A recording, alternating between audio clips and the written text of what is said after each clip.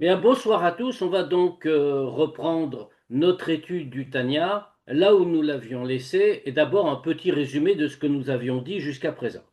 Alors jusqu'à présent, on a expliqué donc les différents degrés de Havat Hashem, de l'amour de Dieu. Et particulièrement, on s'était arrêté, puisque dans le contexte, on se rappelle, l'amour de Dieu est complètement nécessaire, au même titre que la Yirat Hashem, que la crainte de Dieu, on va y revenir.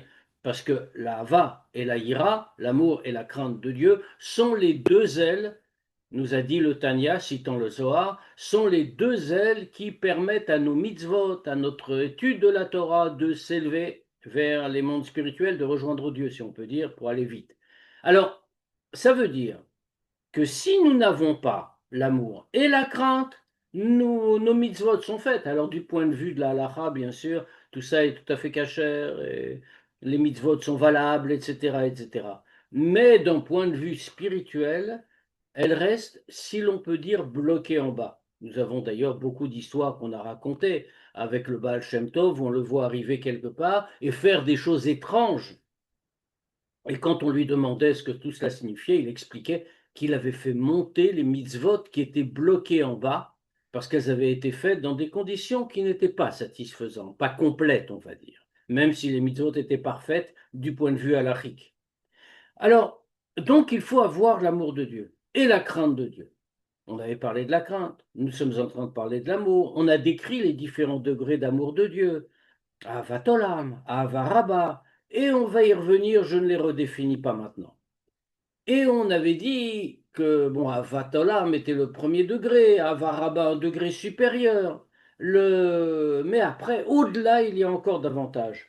Parce que, comme on l'avait expliqué, Avatolam est le résultat d'un grand effort, alors que le degré de Avaraba est quelque chose d'infini. C'est, a-t-on dit, Matana Minashamaim, un cadeau de Dieu à la suite de notre effort. Ensuite, il y a, en revanche, on pourrait se dire, mais c'est désespérant finalement, quand on avait parlé de ces deux premiers degrés, parce que ça nous envoie dans des niveaux tellement extraordinaires qu'on se demande si on y a une part. Alors le Admour Azaken avait continué. Il y a dit, il y a d'autres degrés.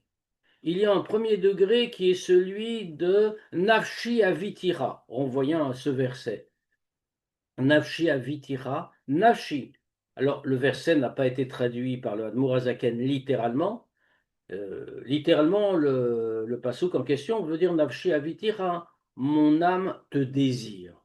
Et la Mourazaken a repris une autre interprétation. Nafshi, parce que le mot avitira grammaticalement, que j'ai traduit pour que ça marche dans le sens général, mais avitira ne peut pas se traduire par te désire. On aurait dû dire iftera et pas avitira. Alors pourquoi avitira? C'est que nafshi veut dire autre chose.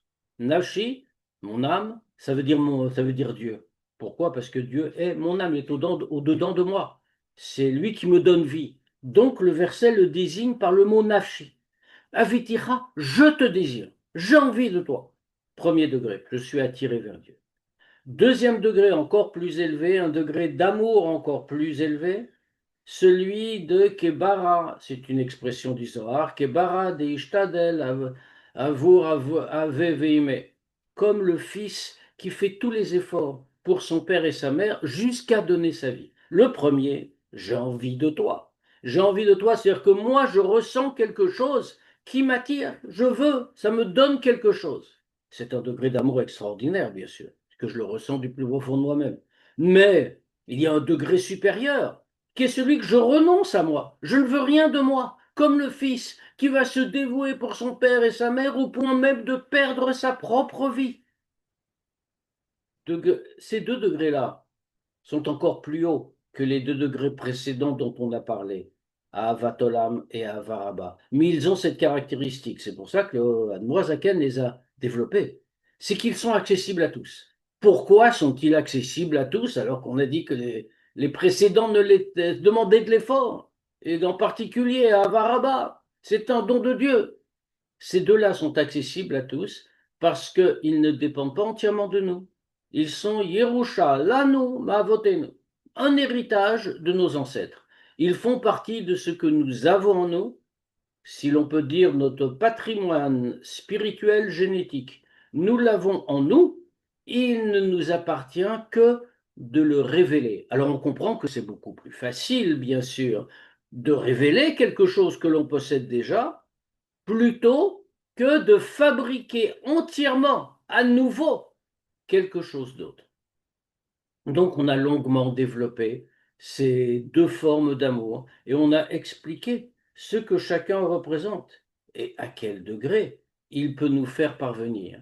Alors, l'amour Azaken maintenant, dans la partie que nous allons développer aujourd'hui, eh bien, le Admour Azaken va expliquer tout ce que cela veut dire et tout ce que cela entraîne en termes spirituels. C'est-à-dire, puisqu'il s'agit d'obtenir la Ahava afin de faire monter nos mitzvot. Alors bien entendu, l'Admorazaken va nous dire que ça inclut aussi la Hira, puisque nous avons besoin, comme tout bon oiseau, il a besoin de deux ailes pour s'envoler. Eh bien, nos mitzvot ont besoin de deux ailes. Les deux ailes, c'est Hava et Hira. Ici, on ne parle que de Hava, que de l'amour, et la Hira est la crainte de Dieu. Alors, l'Admorazaken va nous dire au passage que la Hira ici est incluse dans Hava, mais on va y revenir. Mais surtout, il va s'interroger sur jusqu'où nos mitzvot vont être élevés. Alors avant de le regarder dans le texte, je propose déjà de faire un petit point sur le sujet. Parce que finalement, nous avons ici une grande question. Jusqu'où nos mitzvot peuvent-elles s'élever? Jusqu'à quel degré spirituel? On sait, on l'a vu à de nombreuses reprises, qu'il existe quatre mondes. Quatre grandes catégories, plus que des mondes précis, bien sûr, dans les niveaux spirituels. Ainsi, on ne parle pas du monde de Hatzilut, qui est au-delà de tout, qui est une émanation de Dieu, qui n'est pas vraiment un monde au sens de création. Mais parlons des mondes, si l'on peut dire, inférieurs, qui sont des mondes spirituels très élevés. Le monde de Bria et le monde de Yetzira. Le plus bas étant le monde de Assia, dont le plus bas degré est le nôtre, celui que nous occupons. Mais restons sur Bria et Yetzira. Bria est finalement le premier monde vraiment créé. Hatzilut, on l'a dit, n'est pas vraiment un monde créé. Bria, nous dit-on, et on va le redire, mais reprenons cela comme schéma. Bria est le monde lié à l'intellect. Bria est lié très exactement, nous enseignent les textes, à Bina, la tribu de Bina, la faculté intellectuelle, la faculté d'analyse. Le monde inférieur, Yetzira, est un monde lié au Midot. Alors pour bien comprendre le système, il faut se souvenir que à l'intérieur de chacun de ces degrés que Dieu a créé, Dieu se révèle. Et à l'intérieur de chacun de ces degrés, il existe donc toute l'échelle des sphirotes, des différents attributs divins, au niveau du monde concerné. Ainsi, dans Bria, nous allons trouver toutes les sphirotes, comme dans Yetzira, comme du reste dans Assia. Mais on l'a dit, on ne parle que de Bria et Yetzira. Or, il y a une caractéristique dominante, c'est ce qu'on vient de dire. Dans les sphirotes, Bria est le monde de Bina, Yetzira est le monde des midot, des attributs émotionnels. Si nous avons Ahava, qui dérive de la construction intellectuelle, qui vient du fait qu'on la construit tout seul, c'est-à-dire par la réflexion, comme l'Admorazaken l'avait expliqué dans les chapitres précédents, la méditation, la hitbonenut, et bien sur la grandeur de Dieu, sur le fait qu'il est notre âme, qu'il est notre vie, etc., selon les degrés. Eh bien, les mitzvot qui vont être élevés par cet Ahava vont aller dans le monde qui correspond à la catégorie de leur Ahava. Si cet Ahava est né de la Hitbonenut, autrement dit de la faculté intellectuelle, c'est la plus élevée, les mitzvot vont être élevés jusque dans le monde de Bria, qui est le monde de Bina, de l'intellect, des attributs intellectuels de Dieu, si l'on peut dire. En revanche, si nous n'avons fait qu'exploiter et révéler l'attribut émotionnel, Ahava, on a parlé dans ce cas-là de Ahavativit. Ce n'est plus Ahava Sikhlit, un amour intellectuel, c'est le précédent, mais Ahavativit, un amour naturel. Nous le portons en nous, on l'a dit, c'est le patrimoine spirituel génétique. On le porte en nous, on ne fait que le révéler. Alors dans ce cas-là, si cet Ahava est naturel, c'est l'expression de nos midotes, de l'émotion, pas de l'intellect. Dans ce cas-là, l'Ahava est très réel et c'est un véritable niveau. Toutefois, elle ne va permettre d'élever les mitzvot, logiquement, que jusqu'au monde de Yetzira.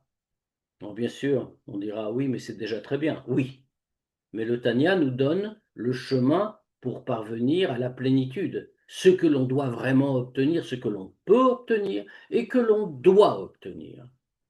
Or, nous parlons ici des deux formes les plus élevées de Ahava. On a dit la Ahava de Nafshi Avitira et la Ahava, l'amour de Kebara de Ishtadel Aviv Veimeh, comme le fils qui va faire tous les efforts, qui va se dévouer pour son père et sa mère. 2 degrés de Ahava. Mais on a dit que toutes les deux, c'est accessible à tous parce qu'on les prend de nous-mêmes. De l'intérieur de nous, on les possède déjà. C'est donc dans la catégorie d'Ahava Tivit, Ahava naturel. Si c'est Ahava Tivit, c'est lié au Midot. Donc on ne pourra jamais élever nos mitzvot, pardon, ne pourra jamais élever nos mitzvot qu'au degré du monde des midot, Yetzira, et pas au monde de Bria. Donc il y a ici, si l'on peut dire, comme un défaut. C'est à cette question que va s'attacher maintenant le Admour Azaken.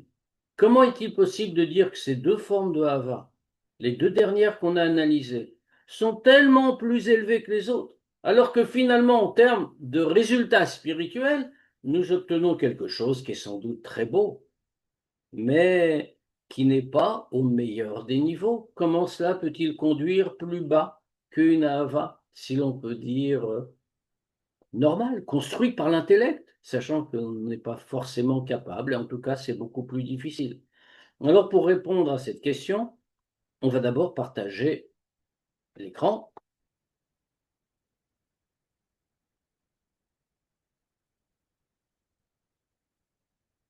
et nous allons reprendre. Donc, nous sommes à la page 126 et on reprend au point qui se trouve à peu près à la moitié de la page, même pas, plutôt aux 2 tiers de la page, les 2 points, où on avait dit que malgré tout, puisque le Hadmour Azaken, dans le chapitre que nous avons étudié la fois précédente, le Hadmour Azaken nous avait dit qu'on doit instaurer en nous la hava du fils qui est dévoué pour ses parents. Et comment le fait-on? Il nous avait donné même un chemin d'ailleurs pour y parvenir. Que ce soit d'ailleurs pour la première, pour l'amour du premier degré entre les deux, Nafshi Avitira, que mon Dieu, j'ai envie de toi, je te désire, parce que tu es ma vie, je ne peux pas vivre sans toi. Et le deuxième, qui était encore plus élevé, qui est Barad, Ishtadel, comme le fils qui fait tous les efforts, qui se dévoue pour son père et sa mère, on a dit comment on y parvient dans les deux cas. En ayant cela en tête constamment, à chaque instant. Et aussi en le répétant avec les mots, en disant constamment, voilà, voilà, ce qu'est Dieu, voilà, j'aime Dieu, voilà ce que je veux, etc., etc. Et en le disant, et l'habitude, avait-il dit, c'est ce qui nous entraîne à ce que ça devienne une seconde nature en nous. Alors on avait bien sûr, le Admorazaken avait repoussé la question qui se pose, c'est peut-être illusoire. Oui, d'accord, on s'y est habitué, on prend l'habitude de penser comme ça parce qu'on se le répète tout le temps, on l'a toujours en tête, mais finalement ça ne change rien. Et le Admorazaken avait dit non. Parce que, puisque avec ça, on va parvenir à étudier la Torah et pratiquer les mitzvot, ce qui est le but final de toutes ces formes d'amour, eh bien, dans ce cas-là, Dieu, Akadosh Borou Metzarfa Lemaaseh, c'est une phrase connue qui est appliquée ici, pas comme dans son sens littéral, encore une fois, mais de manière plus profonde. Dieu, non pas le considère comme une action, mais l'associe à l'acte, puisque l'acte, mais tsarfa, les massés, en traduction littérale, associe à l'action. Puisque l'action, c'est l'étude de la Torah et la pratique des mitzvot, alors Dieu considère que cet amour est associé à ce qu'on a fait et il lui permet de s'élever. Donc on en était resté là. Alors c'est maintenant qu'on doit commencer à réfléchir à tout ce qu'on vient de dire. Donc après les 2 points. Veine, Shnei Prinot Avot Elu. Et ces 2 degrés d'amour que l'on a dit, c'est-à-dire de Nafshi Avitira et de Kebara Ishtadel. Les 2 degrés qu'on a abondamment cités maintenant. Av she'en Yerusha lanu ma'avotenu. Voilà la question. Bien que ce soit pour nous un héritage de nos ancêtres, comme on l'a dit, c'est Abraham, Yitzhak et Yaakov, avotenu, qui, parce que eux ont eu Ava Veira, en ont fait hériter à leur suite tous leurs descendants. C'est véritablement un héritage. Ou kmoteva benavshotenu, comme une nature dans notre âme. Et le mot héritage est précis. On l'a souligné aussi, par définition. Un héritier ne mérite pas forcément l'héritage qu'il reçoit. Oui, bien sûr, certains héritiers peuvent être dignes de l'héritage, ils peuvent être dignes de recevoir la grande richesse laissée par leurs ancêtres. Mais dans, mais dans de très nombreux cas, peut-être la plupart, les héritiers sont simplement des gens qui sont nés dans cette famille. Et donc, ils reçoivent l'héritage. Mais ils le reçoivent quand même. C'est exactement ce qui se passe pour nous. Alors, certainement, parmi les descendants d'Abraham, Yitzhak et Jacob, parmi nous, il y a certainement des gens qui méritent d'avoir cette élévation spirituelle obtenue par nos ancêtres. Mais même si nous ne l'avons pas, nous avons tous la qualité d'héritier. C'est Yerushalanu, rappelle le Admor Hazaken. C'est un héritage de nos ancêtres. Ukmoteva benavshotenu, comme une nature dans notre âme. Donc nous avons l'amour de Dieu dans les deux degrés qu'on a dit, Nafshi Avitira et que Bara de Ishtadel, les deux degrés tellement extraordinaires, nous les avons par nature. Et pas seulement à Ava, comme on l'a dit, Vechen Aïra Aklula Ba'en. Et pareil pour la ira, pour la crainte de Dieu qui est incluse. On l'a dit, il est impossible de penser autrement. Pourquoi? Parce que, d'abord, il s'agit ici de voir comment nos mitzvot vont s'élever dans les mondes spirituels. Les mitzvot pratiqués ici-bas. Mais il faut deux ailes, Ava et Yira. Or, ici, on ne parle que de Ava. Donc, la Mourazaken s'empresse de préciser. C'est pareil pour la Yira à Kloulaben, qui est incluse. Alors, pourquoi est-ce que la Yira serait incluse dans Ava? La crainte dans l'amour, a priori, comme on l'analyse habituellement, ce sont des sentiments totalement antagonistes. L'amour est un sentiment de rapprochement, de proximité. J'aime la personne, je vais près d'elle. La ira est un sentiment au contraire de recul. Je la crains, donc je ne m'approche pas. D'ailleurs, Ahava est rattaché à l'attribut émotionnel de chesed, de bonté, alors que la ira est rattachée à l'attribut émotionnel de gvura, de rigueur, tout simplement justement parce que ce sont véritablement des sentiments antagonistes. Alors, comment peut-on dire que la ira est incluse dans la hava? En réalité, c'est parfaitement logique. C'est parfaitement logique parce que, Si je peux justement, euh, oui, l'oiseau a deux ailes, avec une seule aile, il peut pas voler, donc elles sont reliées les deux. les deux sont reliés, mais dans le cas de l'oiseau, on pourrait dire c'est le même corps, elles vont dans le même sens. Alors c'est vrai que l'image est très parlante, mais ici, nous avons deux ailes, mais qui vont dans deux sens opposés. Alors comment est-ce qu'on peut dire que l'une est incluse dans l'autre? Exact. Alors, ben, on nous répond, hein, rassurons-nous. C'est que en réalité, la... quand on aime quelqu'un, une personne humaine, entre deux êtres humains, hein, mais c'est le même modèle.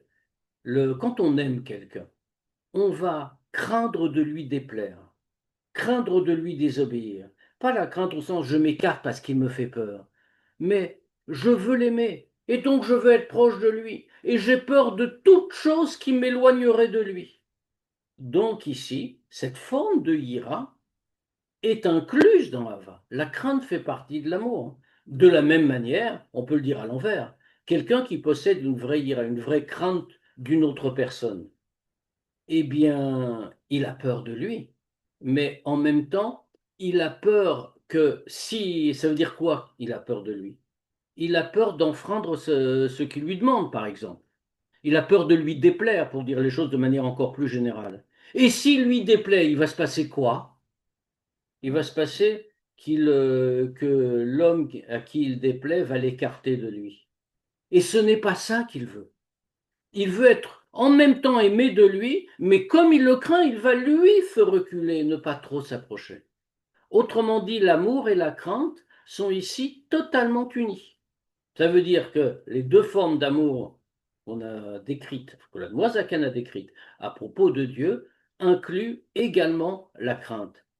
C'est-à-dire, il le précise, Sheil liro miliparet chave shalom makor chayenu vavinu emiti baoru, c'est-à-dire que c'est la crainte qui est incluse, qui est de craindre, d'être séparé chave shalom de la source de notre vie, de celui qui est Avinu emiti baoru, notre Père véritable. C'est exactement de cela qu'il s'agit. Autrement dit, l'enjeu est très grand. Il faut avoir Ava Ira. Et si on ne l'a pas, nos mitzvot resteront bloqués en bas et ne pourront pas s'élever. C'est pas éternel, hein, les mitzvot sont purs en elles-mêmes. C'est nous qui les maintenons au sol, si l'on peut dire. Mais il faudra qu'on fasse tchouva avant que les mitzvot s'élèvent. Il faut éviter cela. Vous savez, on raconte, c'est une histoire qui est bien connue, qu'un jour le Baal Shem Tov voyageait avec ses chassidim et il fit que la charrette qui les transportait s'arrête devant une certaine synagogue, hein, dans un village, comme il y en avait dans ce temps-là. Et donc, il descend de la charrette, il va pour entrer dans la synagogue, il ouvre la porte et il ressort immédiatement. Bon, les chassidim lui demandent ce qui se passe. Il répond, on ne peut pas entrer, la synagogue est pleine. Alors il y a un des chassidim qui trouve ça un peu bizarre, une synagogue comme ça dans un village qui est tellement pleine qu'on peut même pas passer la porte, ça paraît très bizarre. Donc il descend à son tour et il va voir. Il passe la porte, il voit qu'il n'y a personne. Donc il retourne voir le Baal Shem Tov, il lui dit, Maître, la synagogue est vide, on peut entrer. Et le Baal Shem Tov lui répond, non, la synagogue est pleine de toutes les prières que les Juifs ont faites ici et qui ne se sont pas élevés en haut. C'est une vraie illustration. Bien sûr, il faut être le Baal Shem Tov pour le voir, mais spirituellement, c'est une réalité. Donc c'est contre cela qu'il faut s'efforcer de lutter pour que toutes nos mitzvot, toutes nos paroles de Torah, nos paroles de Tfila puissent s'élever vers le ciel. Maintenant ici, que voit-on? Donc on a Avavira, on a compris, naturellement.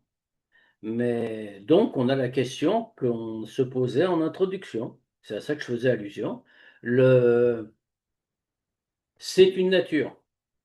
C'est dans notre nature. C'est pas le résultat de notre effort. C'est pas le résultat de notre méditation. C'est véritablement notre nature. C'est Teva. Ça s'appelle, on l'avait déjà vu auparavant dans le Tanya, Avativit, Yirativit, l'amour naturel, la crainte naturelle, au sens où c'est en nous. On ne l'a pas créé en soi par l'effort intellectuel, spirituel de la Hitbonenut, de la méditation. Donc, on va appeler ça Avaveyira Tivi. Il Et faut si juste le c'est une... révéler. Pardon?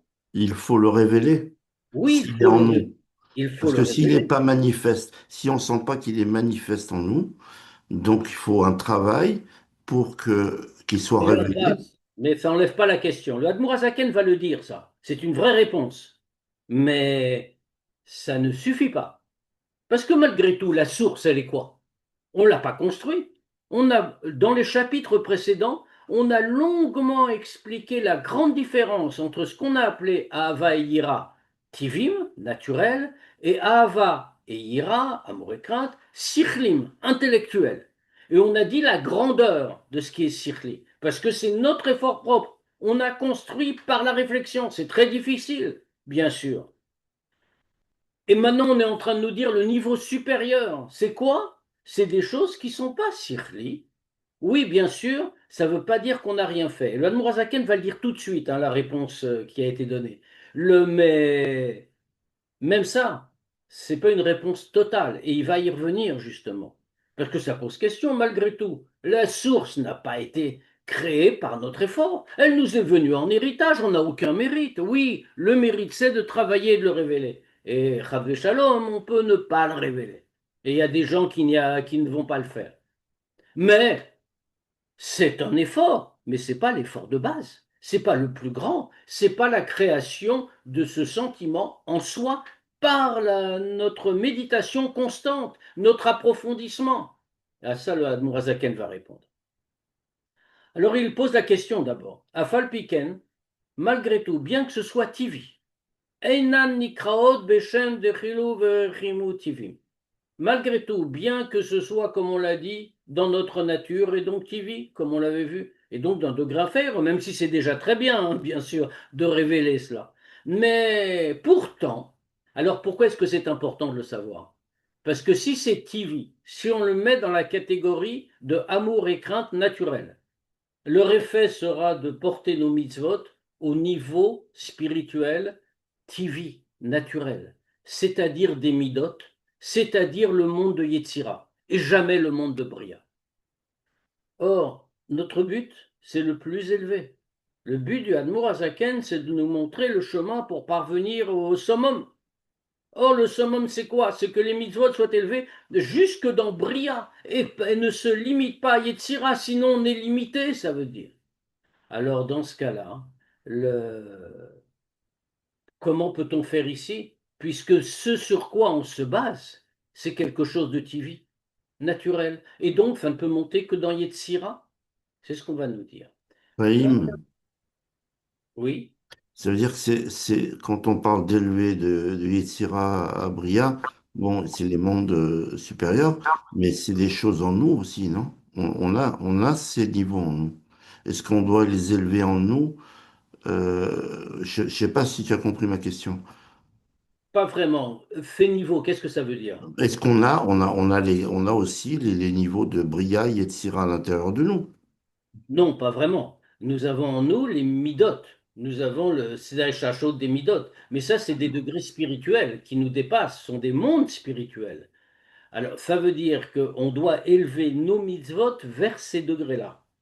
Nous sommes dans le monde de Assia, et même au plus bas des degrés du monde de Assia. Mais on sait que quand on fait une mitzvah, on élève la mitzvah, on l'élève vers Dieu. Parce que c'est l'expression matérielle, c'est le plus haut de la création, paradoxalement. C'est l'expression matérielle de la volonté de Dieu. La volonté pure de Dieu, sans tzimtzum, sans contraction. C'est cela quand on fait une mitzvah. Or, quand on fait une mitzvah, alors, on doit la faire selon les règles de la halakha, bien sûr. Et si on la fait selon les règles de la halakha, même si elle est parfaite, elle est cachère, on aura de grandes récompenses de l'avoir accomplie dans ce monde. Mais parce que c'est le but même de la création divine. Maintenant, la faire monter spirituellement, ça c'est un perfectionnement encore. Non seulement un perfectionnement, mais c'est nécessaire. Il faut faire remonter l'effet spirituel jusqu'à Dieu. Et c'est ça qui purifie le monde d'une certaine manière. C'est comme cela qu'on réalise complètement, dira Batartonim, la demeure de Dieu en bas. Et c'est sans doute une des conditions pour la vie de Mashiach. Et donc, dans ce cas-là, on a besoin de le faire. En dehors de nous élever, ce qui est la conséquence de la pratique de la mitzvah, parce que le fait qu'on élève la mitzvah nous élève aussi. Mais nous devons, et c'est de ça que parle Tania, nous devons élever la mitzvah. Alors comment faire pour aller si haut? Puisque on parle de quelque chose de TV, ça va rester dans Yetzira, comme on a dit. On ne pourra pas aller jusque dans Bria. Alors évidemment, quand on dit ça, aujourd'hui, dans notre monde, dans notre temps, on a tendance à se dire, bah, Yetzira, c'est déjà pas si mal. Mais comme on l'a dit, le Tania nous montre le chemin, comme il a dit tout de suite sur la page de garde, long et court. C'est-à-dire, c'est un chemin long, c'est un chemin avec, il faut avoir de la patience et de l'endurance pour le parcourir et ne jamais perdre courage. Mais il est court parce qu'il nous mène au but. Et le but, c'est la totalité. J'aime pas le mot perfection, mais on va dire la shlemut, la plénitude. Et donc, la plénitude ne s'arrête pas à Yitzhira. La plénitude, elle monte jusque dans Bria. Or, nous dit le Admour Azaken, Afal Piken, même si la base de ces sentiments n'est qu'une base naturelle. Afal Piken, malgré tout. Einan nikraot beshem de rilu verechimu tivim. Ce n'est pas appelé la crainte et l'amour tivim naturel. Pourquoi? C'est exactement la réponse qu'on entendait tout à l'heure. On ne les appelle comme ça, et là, כשהן במוחו ומחשבתו לבד ותעלומות ליבו. On appelle ces sentiments-là d'amour et de crainte, même à ce degré-là. On ne les qualifie de tivim, de naturel, et donc d'un degré inférieur, seulement quand elles sont uniquement dans son cerveau et dans sa pensée et dans les profondeurs du cœur. C'est-à-dire, elles restent cachées. Elles sont là, elles sont réelles et on les ressent. Mais ça n'est que dans son cerveau, sa pensée, son cœur, autrement dit, on le sait intellectuellement, mais il n'y a pas d'effet sur nous-mêmes. Ça ne s'est pas révélé. Le... Ça ne s'est pas révélé, c'est donc au fond de nous de manière très réelle et très sincère. Dans notre cerveau, on y pense, dans notre pensée, et également dans le profond du cœur. Mais puisque c'est seulement nous et que ça n'a pas d'expression, Ve'az mekoman beyut sfirot de Yetzira. Alors à ce moment-là, leur endroit, c'est quoi? C'est vraiment complètement naturel, puisqu'on ne l'a pas révélé à l'extérieur. C'est seulement en nous. Dans notre pensée, notre cœur, encore une fois, très sincèrement. Mais ce n'est pas révélé, ce n'a pas d'application, d'expression. Alors, leur endroit, c'est dans les 10 sphirot de Yetzira. Ou les Sham, Hen ma'alot imahem Torah ve'amitzvot abot machamatam besivatam. Et donc, puisque leur place est dans Yetzira, elles vont élever avec elles la Torah et les mitzvot que l'on pratique qui sont venus pour elles, pour ce qu'elles sont. C'est-à-dire, les deux, ces formes d'amour nous ont conduits effectivement, puisque nous pensons à la grandeur de Dieu, etc., nous le ressentons, mais ça n'a pas d'expression qui nous transforme. Ce n'est qu'à l'intérieur de nous. Donc c'est vraiment l'expression de ce que nous avons reçu en héritage, de ce que nous avons de naturel. Et donc dans ce cas-là, tout cela est du naturel. Le naturel, on l'a dit, la teva, les midot, sa place c'est dans Yetzira et pas dans Bria. Et puisque les mitzvot qu'on va faire et la Torah qu'on étudie sont le résultat de ces deux formes d'amour naturelles, puisque non exprimées, eh bien elles vont monter uniquement dans Yetzira. Aval, on ne s'arrête pas là. Keshen beit galut libo, quand elle se révèle dans son cœur, c'est-à-dire quand maintenant elle l'enflamme le cœur. Et ce n'est pas quelque chose dont on est persuadé, pénétré, convaincu, mais quelque chose qui enflamme. Eh bien alors, nikraot reuta deliba bezora. À ce moment-là, elles ne sont plus appelées Ava veirativim. Elles ne sont plus appelées amour et crainte naturelles, présentes comme ça, mais elles ont enflammé. Elles sont appelées Reuta Deliba, la volonté du cœur. C'est le Zohar qui donne l'expression. Ou Mekoman, et où est leur place dans ce cas-là? Beyut Sfirot de Bria, c'est le résultat d'un processus. C'est ce qui a été dit tout à l'heure. On ne s'est pas contenté de recevoir ce que nous avions en nous. Ava Tivim qu'on a gardé, même les plus hauts niveaux qui est de Nafshavitira, de Kebara, de Ishtadel Avoué mais comme on l'a dit, les 2 degrés extraordinaires d'amour, on ne les a pas gardés dans notre cœur. On les a fait monter, on les a développés, on les a révélés par la réflexion. C'est maintenant Be'idgalut Libo, ça toute la différence. C'est pas inclus dans son cœur, c'est pas présent, mais si on peut dire aucun, stable, stagnant. C'est Idgalut Libo, c'est révélé dans son cœur. Et c'est la volonté du cœur. Dans ce cas-là, puisqu'il y a eu un effort, ça vient par la réflexion, ça vient par l'effort intellectuel, bien sûr. Eh bien, à ce moment-là, leur place n'est plus dans les 10 sphirotes de Yetzira, comme on disait, mais dans les 10 sphirotes de Bria. Où les Sham est fait là-bas, Hen ma'alot imahen a Torah va mitzvot abaot mechamatam. Et donc, c'est pour cela qu'elles élèvent avec elles la Torah qu'on étudie et les mitzvot qu'on pratique, qui sont venus par ces deux formes de Hava. Pourquoi? Pourquoi ça a cette qualité? On repose la question qu'on se posait tout à l'heure. On dit malgré tout, la base, ça reste Teva, ça reste la nature, c'est Yerusha. D'accord, on a réfléchi, c'est très bien. Mais finalement, on ne l'a pas construit tout seul. L'Admoisaken nous répond. Mipne sheyitziatam me'elem ve'ester elev el prinat giloui, parce que le fait qu'elles soient sorties du voilement du cœur où elles étaient contenues dans notre cœur. On a dit qu'on l'avait. Mais maintenant, c'est el prinat giloui. C'est venu, ça s'est révélé. Comment on a réussi à faire ça? Hi aliede adat. C'est par date, par la réflexion. Utkiat amarshava bechozek. Voyons les mots, ils sont très forts. Et de planter sa pensée avec force, pas n'importe quelle date. Pas je me contente de savoir, même si date, c'est déjà, comme on l'a déjà expliqué dans Tania, un degré d'union profonde avec ce qu'on comprend. Mais la Noazaken insiste. On a planté sa pensée avec force. Ça fait partie de nous-mêmes. Vibonenu tatsuma. Et une méditation extraordinaire, puissante. Mais umka de liba. Du plus profond du cœur. Alors qu'est-ce que vient faire le cœur là-dedans? Mais comme nous le dit le Zohar, bina liba. On va le revoir plus, on va le voir plus loin.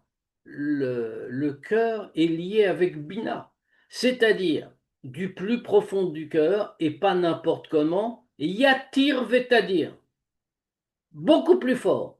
C'est-à-dire et constamment Ein Sof Baruchu, en réfléchissant comme cela dans le Ein Sof, u chayenu mamash.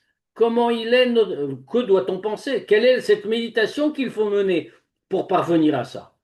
C'est réfléchir, mais alors réfléchir, pas une simple réflexion. D'abord, le mot méditation ici serait plus approprié. Une vraie méditation, comment il est notre vie, vraiment notre vie. Nous le ressentons comme notre vie, nous le comprenons. Et c'est Bechozek, c'est planté en nous avec force. Notre vie vraiment. Va vinoa emiti baruchu. Et c'est véritablement notre Père. Muda'at zot, mashekatu betikunim, ki beolam abriya, mekanat man imaila sheidbonut borinsof. Chaya chayim baruchu. Et c'est ainsi donc, et on va s'arrêter là pour aujourd'hui, mais on reprendra sur ce point parce que ça demande encore un développement. Eh bien, c'est par cette méditation si profonde que nous allons parvenir, alors que nous sommes partis d'un sentiment qu'on pourrait dire naturel.